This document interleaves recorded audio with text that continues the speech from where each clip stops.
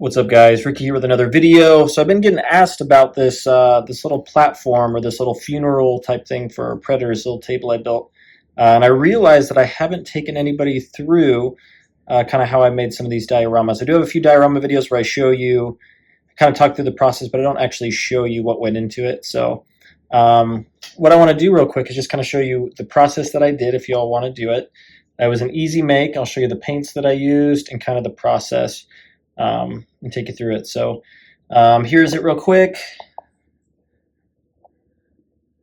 So it's going to give you a little close look here so you can see real close just a little level of detail that's on there.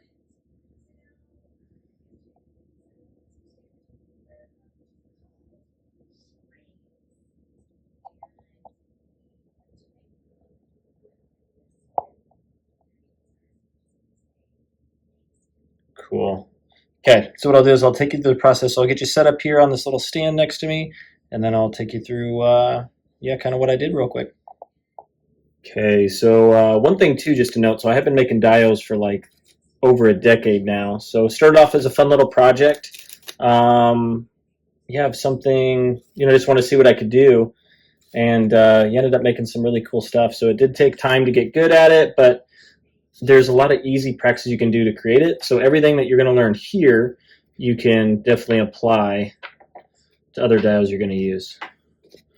So what I'm going to do is I don't have any pieces with me now to actually paint, so I'm just going to show you what we did here. So, so first of all, what I did here is you have 3 different layers, and it is pink insulation foam board. Blue stuff works too, so you can see XPS insulation foam from the store. So that is what I got, and that is what I used. So I actually used this with scraps. I had 1-inch thick scraps here, so this is what I used. I also had a 1/2-inch thick scraps as well that I used. So I thought using both of those together would differentiate it, so it's not just 1 inch on top of 1 inch, top of 1 inch. It would kind of make it look a little different. So real quick, so how I did this. First, you have to have your design. So have your idea in mind of what you want to create, what you're looking at, etc. So, and then I always take a ruler to measure the line. So I want to do some pretty easy lines to measure. So I believe I went with, what did I do, 2 inches. So I did 2 inch, 2 inch, 2 inch, 2 inch, just to get a real quick thing here. And then what I would do is, as I made it, I take my X-Acto knife, and here, I'll get you a little closer there, okay. And then I would just make some lines right at the 2-inch mark. Just real easy, right across. And then I would measure what's the depth I wanted. I want to do 1 inch just to make it simple. So same thing. So I'd create my inch, and then I would get my design here just so all the lines are straight that I need. So after I do that, then what I'm going to do is to make the lines deeper. I'll take a pencil, a pen will work, anything you want to do. And what I'm going to do is I'm going to actually go trace through all the lines that I made just to make the crevices deeper, right? Which I think looks good. So then you'll have your design, right? And obviously it'll look different because it'll be on the pink foam. And you'll have your design in here. It'll look kind of interesting. And then what you're going to do is then you're going to create your texture. So that's kind of what brings it to life. So you can use lots of things. I've seen people use like a ball of foil if you want something a little less rigid. What I found is I found this rock here. Show you real quick, just outside.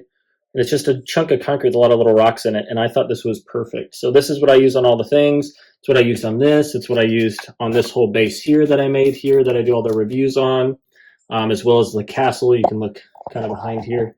So you can see kind of back here, did the same thing. So I use it for about everything I do. And it just really brings out a lot of the textures. And all I do is to make it, obviously you don't want it to be uniform. But what's cool is because it is a rock with so many different sides and angles, basically I'm just going to roll it around and create the textures, right? And if I want a lot of texture, I'll roll it around a lot. If I want a little bit, I'll just maybe dab it on instead, right? Just to differentiate it a little bit, right? So that's what you're going to have. So you're going to have a piece. So if I was to do this, I'll show you real quick. So if I have my line here, so say I created my line. So right, so that's very, very thin line. Take my pencil, right, and then my line is thicker now. So that's what I'm going to have there, right? And then what I'm going to do is you can see how it's already got a little texture to it. So this foam has a little texture, which you can totally use, which I've used before. But say I want to make it rough, look more like stone. I'm going to rub it around a little bit, right? And then what I got is I got some texture now that's going to look really cool. And if I want to accentuate some of this, so this part has a little crevice here. Maybe I'll even follow the line a little bit just to give it a little bit extra, right? So there you go. So that's kind of what you're looking at here. And the cool thing is these textures, when you start dry brushing on, it's going to look really, really good, which is pretty cool. So I'll show you that. And actually, you know what I'll use this as a test piece so you can see. But that's what I do first. So after I do that and I get the texture looking the way I want, I paint it black. So I just use a cheap black because I don't think it's necessary to use anything else. So this is Apple Barrel. You can get it from Walmart really cheap. You can use folk art. I'm a huge fan of folk art. I like the texture of folk art. So I did get that at one point, but even this is just fine. And what you'll do, I take a big brush, obviously dip it, and you just cover over it. And usually it only takes one, maybe two coats. You can put as many coats as you want, depending on how black you want it. But for the most part, you can get by with just one or two coats, and that's totally fine.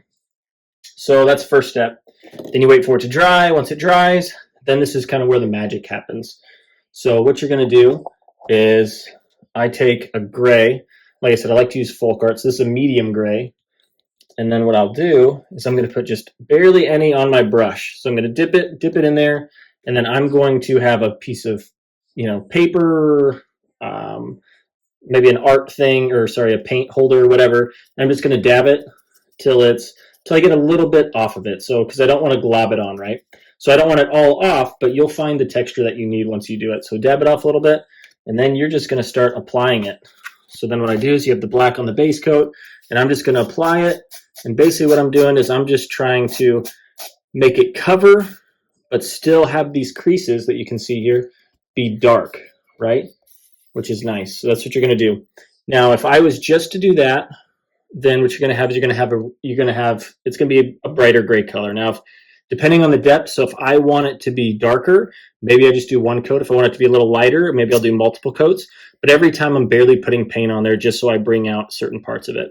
So that's what I did there. Now on this here, what we did, because I want it to look more like sandstone, so what I did, and I don't have the color with me now because I ran out, but it's kind of like a beige or a camel color. So you can look that up, and it's also, I did folk art with it. That was the first coat. So when I put it on, and it might look brighter than you think. So when I put it on here, I remember being like, I'm not sure if I like that as much. But what I did is I applied it anyways. And then I was like, okay, I want it to look a little more sandy. So then what I did is I took some brown. So folk art, this is just kind of like your standard. This one says bark brown, so it's a darker tone. But actually on this one, you know what? I don't think I used it's hard to tell.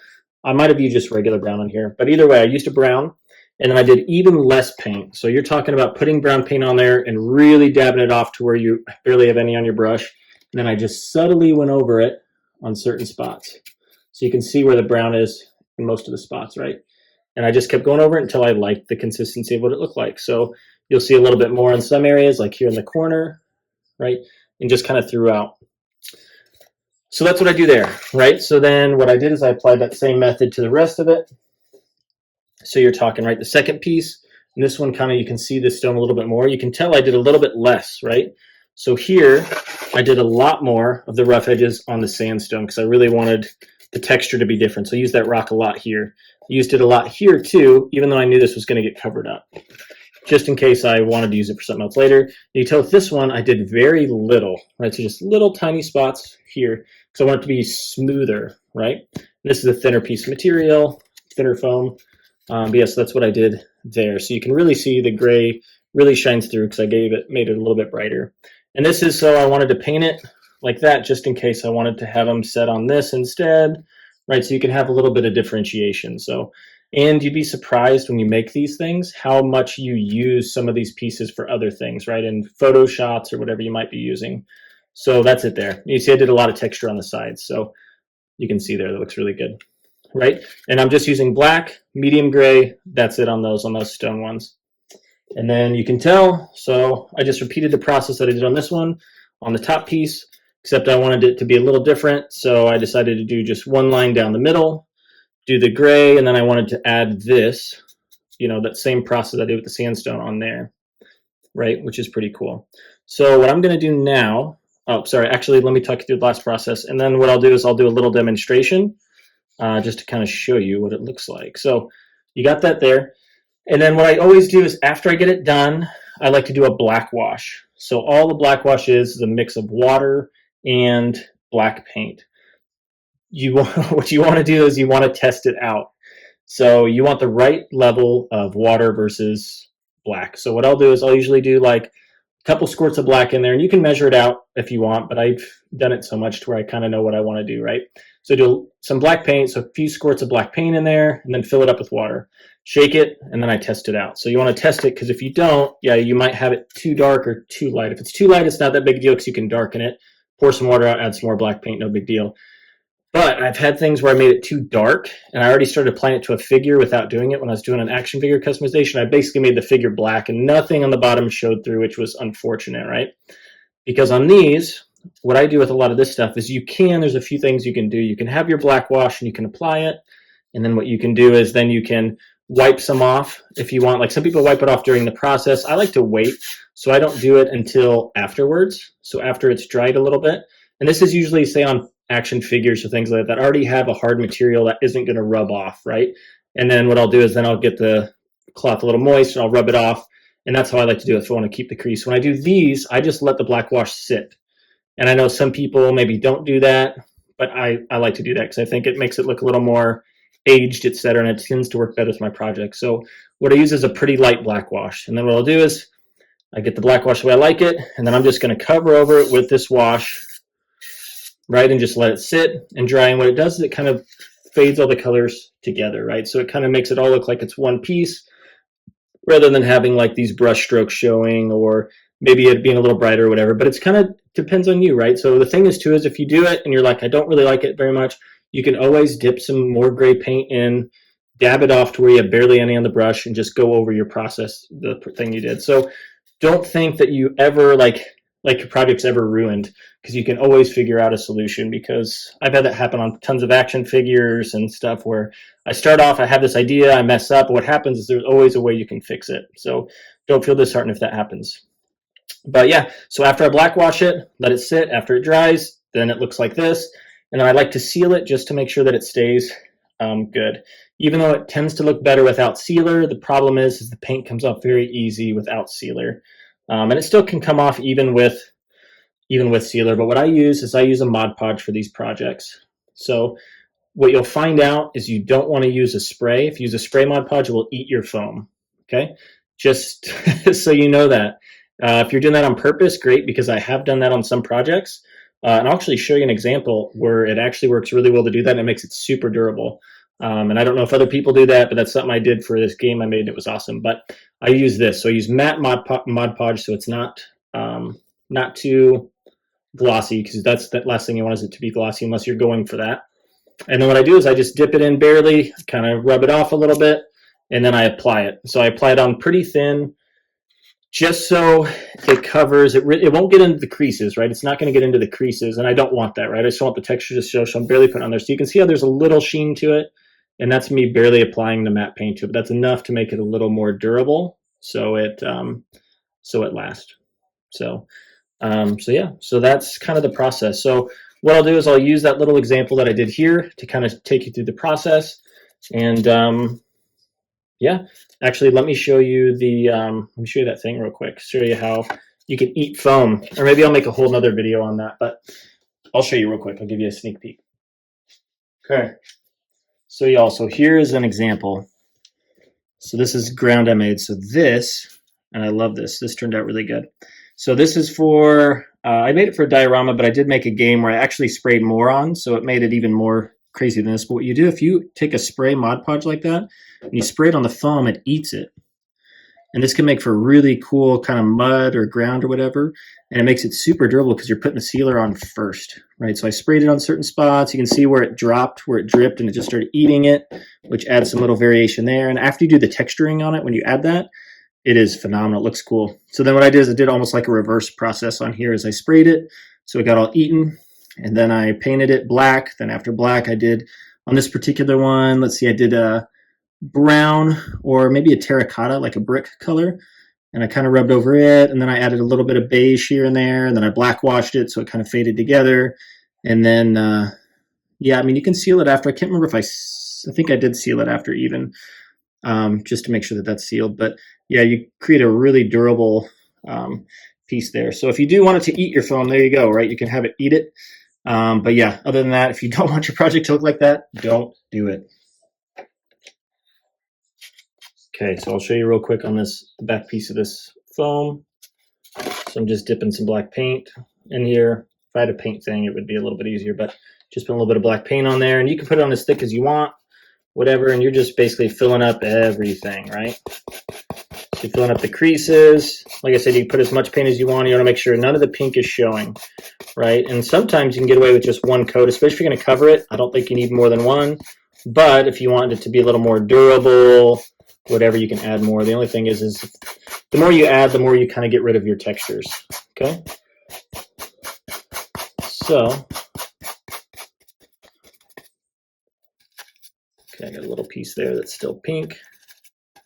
So add a little bit more there.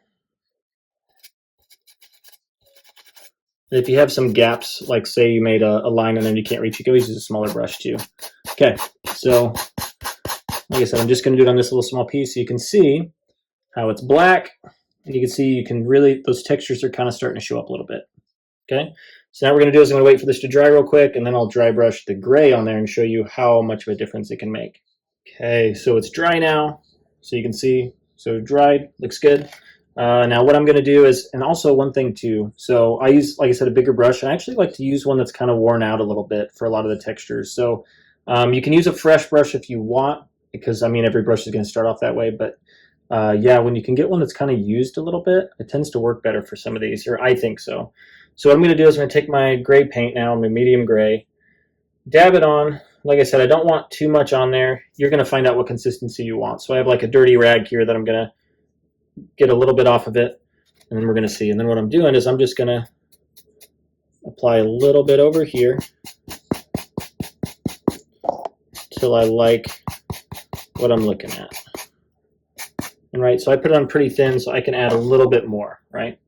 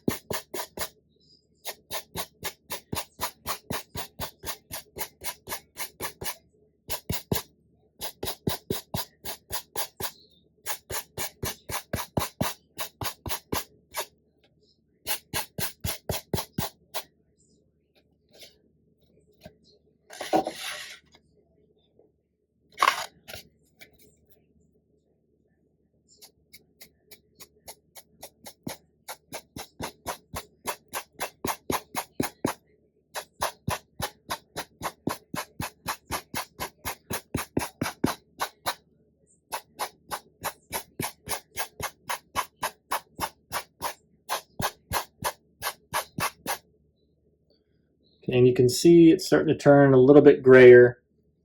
And it looks like I might not have let it dry long enough with the black, so some of the black is mirroring in. So what that means is that's actually fading the colors together, and it's actually what you don't want in this case, is what you don't want. So what I'm going to do is let it dry a little bit longer, and then I'm going to add another coat of gray to it. Okay, so let it dry a little bit, and I'm applying it now.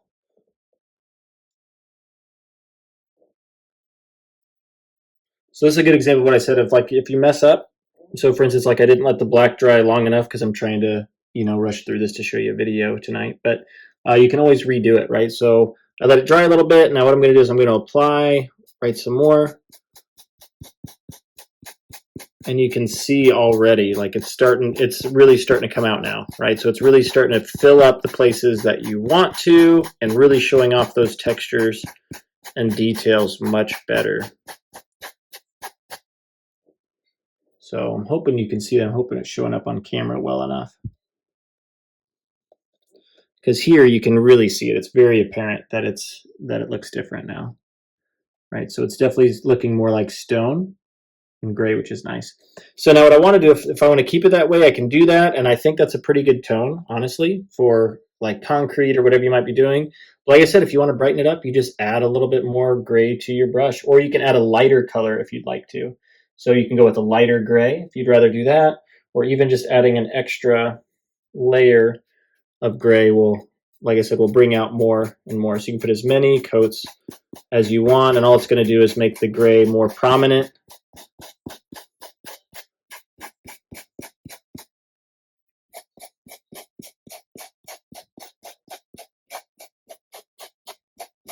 And there you go.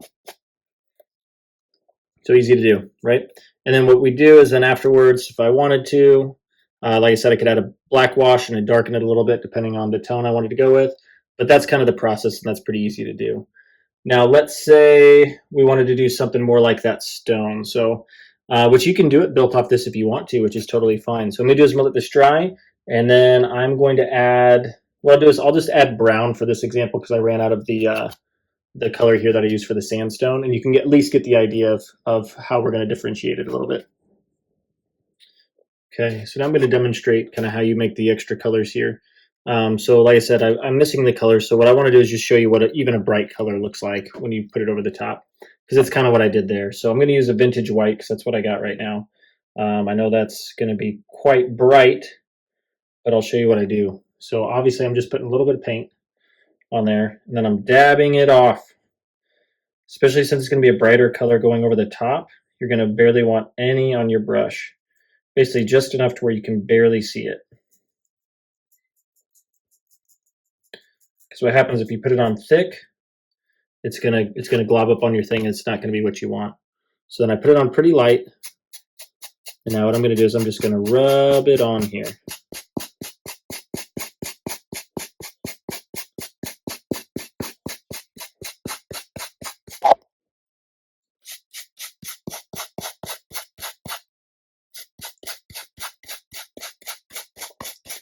You might push a little bit hard on it, right?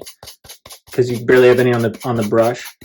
But hopefully you can see this, but it is bringing out so much more of that textures and detail.